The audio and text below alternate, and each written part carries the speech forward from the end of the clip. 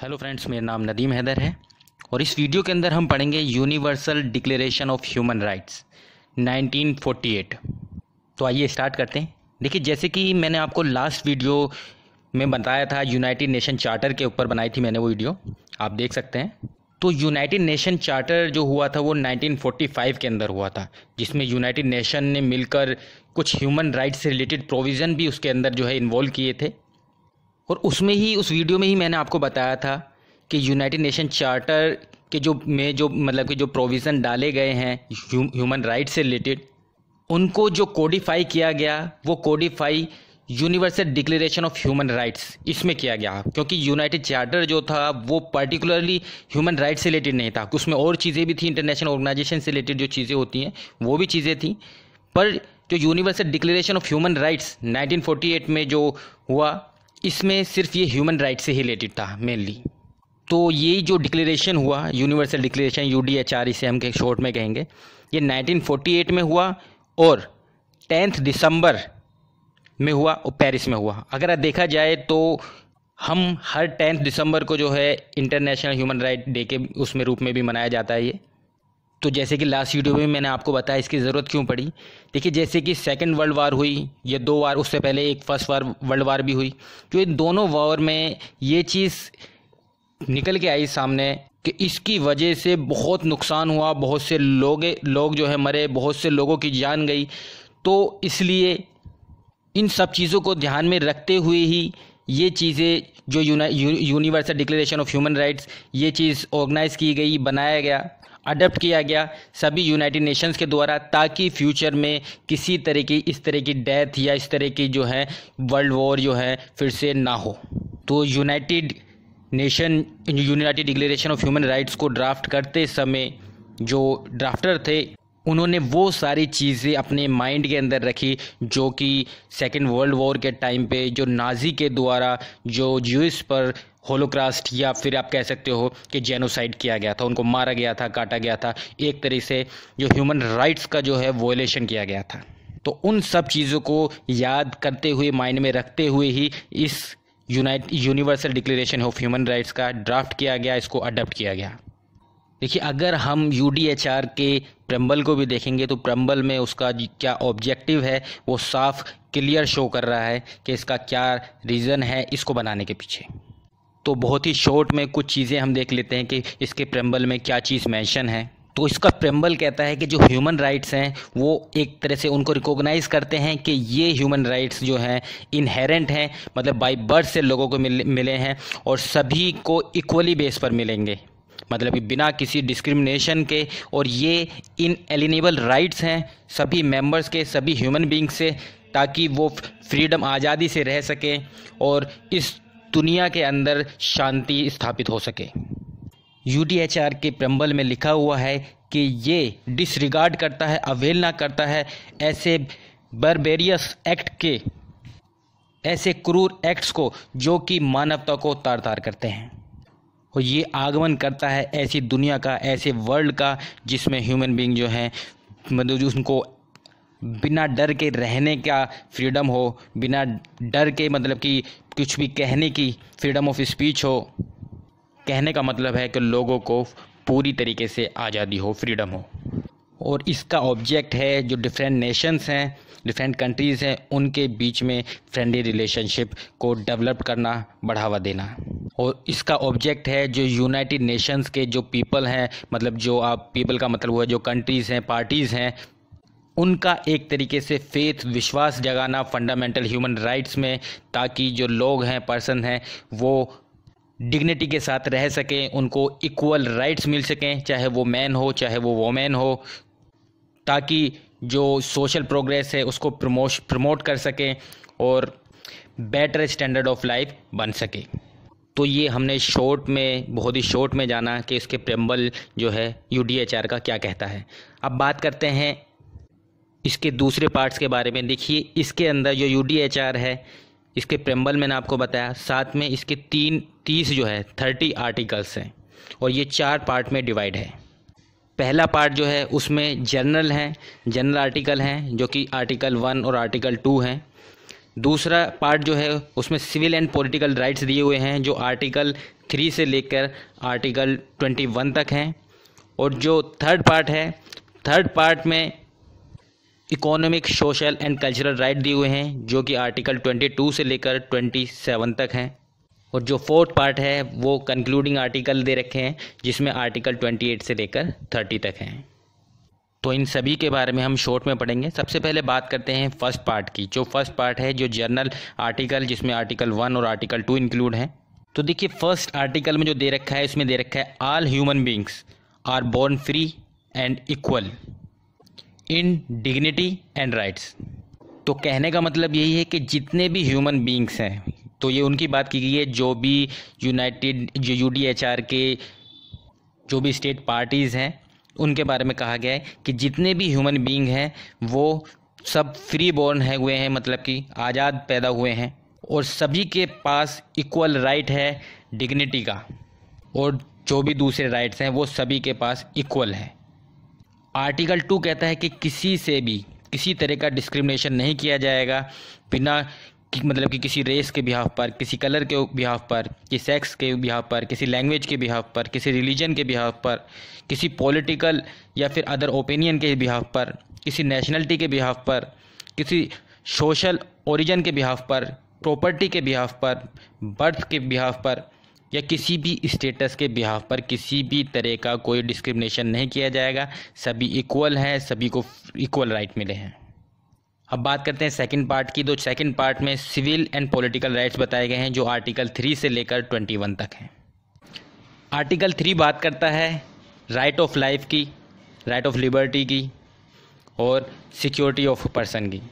Article 4 की अगर बात करें तो आर्टिकल 4 कहता है कि किसी को गुलाम नहीं बनाया जाएगा। तो ये एक तरह से जो स्लेवरी है उसके अगेंस्ट ये राइट इसमें दिया हुआ है, प्रोहिबिशन ऑफ स्लेवरी आप कह सकते हो या स्लेव। आर्टिकल 5 में किसी टॉर्चर के अगेंस्ट कोई भी किसी का टॉर्चर नहीं करेगा, किसी तरह की कोई क्रूअल्टी नहीं की जाएगी, किसी तरह का कोई इनह्यूमन ट्रीटमेंट नहीं किया जाएगा, किसी कोई ऐसी पनिशमेंट नहीं दी जाएगी जो इनह्यूमन पनिशमेंट होगी, तो उसके अगेंस्ट है ये आर्टिकल 5। आर्टिकल 6 अगर बात करें, आर्टिकल 6 बात करता है कि जो सभी पर्सन हैं सभी को लॉ के समक्ष जो है इक्वल माना जाएगा, इक्वल ट्रीट किया जाएगा, मतलब कि इक्वल प्रोटेक्शन ऑफ लॉ के बारे में बात करता है ये, मतलब इक्वल बिफोर लॉ की बात करता है।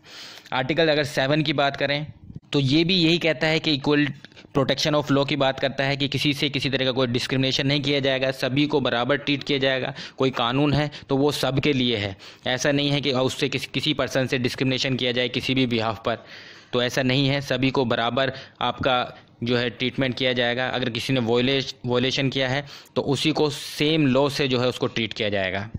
आर्टिकल 8 जो है रेमेडी के बारे में बात करता है कि अगर किसी पर्सन का किसी तरह की कोई वॉयलेशन होता है किसी भी एक्ट के थ्रू, चाहे वो पब्लिक अथॉरिटी के द्वारा हो या किसी और पर्सन के द्वारा हो, तो ये उसका राइट है कि वो जो भी नेशनल ट्रिब्यूनल होंगे, जो भी कोर्ट्स होंगे वहाँ पर जाएगा, पेटिशन फाइल करेगा और रेमेडी के लिए वो जो है अप्लाई कर सकता है और उसके अगेंस्ट जो है आवाज़ उठा सकता है अपने जो फंडामेंटल राइट का जिसका भी वॉयलेशन हुआ है, तो उसके अगेंस्ट उसको इन्फोर्स कराने के लिए वो वहाँ पर अपील कर सकता है।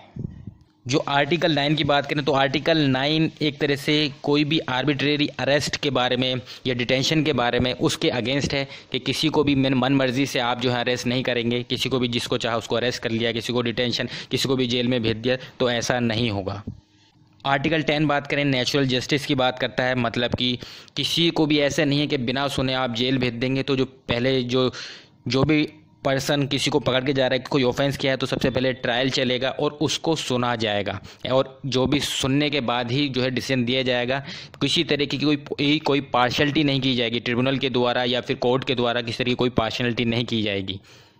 आर्टिकल 11 की बात करें तो आर्टिकल 11 कहता है कि जो पर्सन है जिसने भी जो एक्यूज पर्सन है उसको इनोसेंट प्रिज्यूम किया जाएगा जब तक कि वो गिल्ट प्रूफ ना हो जाए। अगर गिल्टी प्रूफ हो गया तब अलग बात है, तभी उसको ऑफेंडर माना जाएगा, वरना एक्यूज्ड को इनोसेंट ही प्रिज्यूम किया जाएगा। और किसी भी पर्सन को तभी उसको मतलब कि कोई सज़ा दी जाएगी, कोई पनिशमेंट दी जाएगी या उसको गिल्टी समझा जाएगा अगर वो उस टाइम पर जो भी लॉ इन फोर्स हैं, पीनल लॉ इन फोर्स हैं, अगर वो उसका वॉयलेशन करता है। पर अगर ऐसा कोई भी कानून नहीं है, उसने कोई भी ऐसा एक्ट किया है जो कि उस टाइम पर जो लॉ इन फोर्स हैं उसमें वो अपराध नहीं है, तो उसको जो है गिल्ट नहीं माना जाएगा। मतलब एक तरह से कहने का मतलब ये है कि जो पीनल लॉज हैं वो रेट्रोस्पेक्टिव इफेक्ट से जो है नहीं आपका कंसिडर किए जाएंगे। साथ साथ ये आर्टिकल ये भी कहता है कि उस टाइम पर जो भी पीनल लॉज में जो पनिशमेंट दे रखी है, मेंशन की गई हैं, तो वही पनिशमेंट दी जाएगी उस ऑफेंस के लिए। मतलब कि ऐसा नहीं है कि उससे ज़्यादा आप पनिशमेंट दे दो या बहुत ज़्यादा पनिशमेंट दे दो, तो ऐसा नहीं है, उससे ज़्यादा नहीं। उस टाइम पर जो भी पीनल ऑफेंस किया गया है, लॉ में जो भी मेंशन है, उसके अकॉर्डिंग ही वो पनिशमेंट दी जाएगी उस पर्सन को, उस ऑफेंडर को। आर्टिकल 12 बात करता है कि किसी की भी प्राइवेसी में, किसी की फैमिली में, किसी घर में बिना वजह से या आर्बिट्रेरी तरीके से इंटरफेरेंस नहीं किया जाएगा। आर्टिकल 13 कहता है कि right to freedom of movement, मतलब कहीं पे भी जो पर्सन है वो कहीं पे भी आ जा सकता है, देश के अंदर इधर से उधर कहीं भी जा सकता है, कहीं पे भी रह सकता है, किसी भी बॉर्डर में रह सकता है, अपने बॉर्डर के अंदर, स्टेट के अंदर कहीं पे भी रह सकता है। वो उसको राइट है, अगर वो चाहे तो वो कंट्री को छोड़ सकता है, right to leave any country, तो उसको ये भी राइट है। आर्टिकल 15 बात करता है कि किसी भी पर्सन को आर्बिट्रेरी तरीके से, मतलब कि उसकी नेशनलिटी से डिप्राइव नहीं किया जाएगा कि उसको आप जो है नेशनलिटी छीन लें, तो ऐसा नहीं होगा। आर्टिकल 16 बात करता है कि मैन और वुमेन को, उनको जो फुल एज होने के बाद मतलब उनको अधिकार है कि वो चाहें तो किसी से भी शादी कर सकते हैं, राइट टू मैरिज का उनको अधिकार है। फाउंड ए फैमिली का अधिकार है, नेशनलिटी का, रिलीजन का उसका अधिकार है उनको बिना किसी लिमिटेशन के। जो शादी होनी चाहिए वो फ्री और फुल कंसेंट के साथ होनी चाहिए जो स्पाउस है उनकी। आर्टिकल 17 की बात करें तो आर्टिकल 17 प्रॉपर्टी से रिलेटेड बात बताता है कि राइट टू ऑन प्रॉपर्टी का राइट है, किसी भी पर्सन को आर्बिट्रेरी तरीके से उसकी प्रॉपर्टी से डिप्राइव नहीं किया जाएगा, वंचित नहीं किया जाएगा। आर्टिकल 18 की बात करें तो आर्टिकल 18 बात करता है right to freedom of thought, तो किसी को भी कुछ सोचने का अधिकार है, कोई रिलीजन का अपनाने का अधिकार है, ये राइट है। किसी की भी पूजा वो कर सकता है, किसी की भी वर्शिप कर सकता है, उसका अधिकार है। तो ये सारे अधिकार हैं। आर्टिकल 19 की बात करें, आर्टिकल 19 बात करता है right to freedom of opinion and expression, तो कुछ भी एक्सप्रेस करने का जो है अधिकार है इसमें दिया जा रहा है। और आर्टिकल 20 की अगर बात करें, आर्टिकल 20 बात करता है कि लोगों को असेंबली, मतलब कि इकट्ठा होने का, एसोसिएशन बनाने का इसका अधिकार है। पीसफुल असेंबली और पीसफुल एसोसिएशन वो बना सकते हैं, और किसी को भी कंपेल नहीं किया जाएगा, फोर्स नहीं किया जाएगा एसोसिएशन को, कोई भी एसोसिएशन को या किसी भी असेंबली को ज्वाइन करने के लिए। और आर्टिकल 21 बात करता है किसकी, आर्टिकल 21 बात करता है कि गवर्नमेंट, जो कंट्री की जो गवर्नमेंट होगी उसमें पार्ट लेने का अधिकार है, मतलब कि वो इलेक्शन लड़ सकता है, किस पर जो पब्लिक सर्विसेज हैं उनमें अप्लाई कर सकता है। अब बात करते हैं पार्ट 3 की, जो कि बात करता है इकोनॉमिक, सोशल और कल्चरल राइट्स के बारे में, जो आर्टिकल 22 से लेकर 27 तक हैं। आर्टिकल 22 की बात करें तो ये बात करता है राइट टू सोशल सिक्योरिटी के बारे में। आर्टिकल 23 बात करता है राइट टू वर्क, कि किसी भी पर्सन को मतलब राइट अधिकार है काम करने का, वो काम कर सकता है, और जिस जगह वो काम कर रहा है वहाँ का जो एटमॉस्फेयर होना चाहिए, जो कंडीशन होनी चाहिए, वर्किंग कंडीशन होनी चाहिए, वो अच्छी होनी चाहिए। और एक तरह से इसमें प्रोटेक्शन अगेंस्ट अनएम्प्लॉयमेंट से रिलेटेड ये भी राइट दिया गया है 23 में। और इक्वल वर्क के लिए इक्वल पे किया जाए बिना किसी डिस्क्रिमिनेशन के, चाहे वो सेक्स के बिहाफ पे, कलर के बिहाफ पे, किसी की बिहाफ पर हो, तो ये भी आर्टिकल 23 के अंदर आता है। जो वर्कर हैं, एम्प्लॉय हैं, उनको फेवरेबल रिम्यूनरेशन, मतलब सैलरी उनको प्रोवाइड होनी चाहिए। जो सोशल प्रोटेक्शन है वो उनको प्रोवाइड होने चाहिए। जो कोई एम्प्लॉय हैं वो ट्रेड यूनियन को, किसी भी ट्रेड यूनियन को मतलब कि या तो बना सकते हैं या ज्वाइन कर सकते हैं, इसका भी राइट जो है आर्टिकल 23 के अंदर ही मेंशन है। अगर आर्टिकल 24 की बात करें तो ये उसी जो वर्किंग आवर्स हैं उनसे रिलेटेड बात करते हैं कि लिमिटेड वर्किंग आवर्स होने चाहिए, हॉलीडेज़ होनी चाहिए विद पे, रेस्ट का राइट होना चाहिए, राइट टू रेस्ट अधिकार होना चाहिए। 25 की बात करें तो ये बात करता है right to standard of living.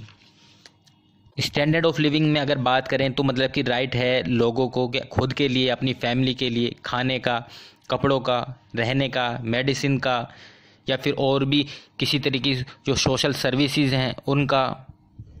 जो आर्टिकल 26 है ये बात करता है राइट टू एजुकेशन का। तो इसमें यही कहा गया है जो एलिमेंट्री एजुकेशन है, जो प्राइमरी एजुकेशन है, ये फ्री होनी चाहिए, क्योंकि ये एक तरह से उनकी फंडामेंटल रिक्वायरमेंट है, बेसिक रिक्वायरमेंट है, ये कंपलसरी होनी चाहिए जो एलिमेंट्री एजुकेशन है।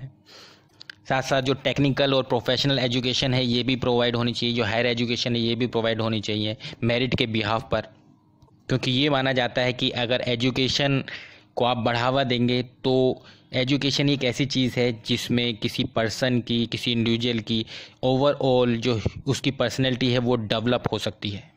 और जब पर्सनैलिटी डेवलप होगी तो उसकी वजह से जो डेवलपमेंट होगी और भी दूसरी डेवलपमेंट होगी, दूसरों नेशंस में जो आपस में फ्रेंडशिप बढ़ेगी, रिलेशन अच्छे बनेंगे, अच्छे सिटीजन होंगे, डिस्क्रिमिनेशन जो है वो ख़त्म होगी। तो ये जो एजुकेशन है बिना किसी डिस्क्रिमिनेशन के प्रोवाइड करनी चाहिए, बिना किसी रिलीजन, नेशन या किसी के बिहाफ पर किसी भी तरह के डिस्क्रिमिनेशन के अगेंस्ट, मतलब कि कोई डिस्क्रिमिनेशन नहीं होना चाहिए। आर्टिकल 27 की अगर बात करें, आर्टिकल 27 कहता है कि हर पर्सन के पास ये राइट है कि वो फ्रीली किसी भी कल्चरल लाइफ में, जो कम्युनिटी की कल्चरल लाइफ है उसमें पार्टिसिपेट कर सकता है। किसी भी आर्ट से रिलेटेड हो या कुछ साइंस से रिलेटेड हो, किसी लिटरेचर से रिलेटेड हो, तो उसमें एक तरीके से वो पार्टिसिपेट कर सकता है। अब बात करते हैं फोर्थ पार्ट की, जो कि है कंक्लूडिंग आर्टिकल, आर्टिकल 28 से लेकर 30 तक। देखिए इन आर्टिकल्स में सिर्फ यही दिया हुआ है कि कोई भी ऐसी फ्रीडम जो राइट दिए जा रहे हैं या कोई भी ऐसी फ्रीडम दी जा रही है वो जो यूनाइटेड नेशन के जो प्रिंसिपल हैं या जो पर्पस हैं उनके अगेंस्ट नहीं होने चाहिए, उनका कॉन्ट्रेरी नहीं होने चाहिए। तो इस वीडियो के अंदर इतना ही। हमने कोशिश करी है कि शॉर्ट में जानने के बारे में कि यूडीएचआर में क्या क्या प्रोविज़न है, क्या आर्टिकल्स हैं, उसके बारे में। Thank you. हेलो फ्रेंड्स, मेरा नाम नदीम हैदर है और इस वीडियो के अंदर हम पढ़ेंगे universal declaration of human rights.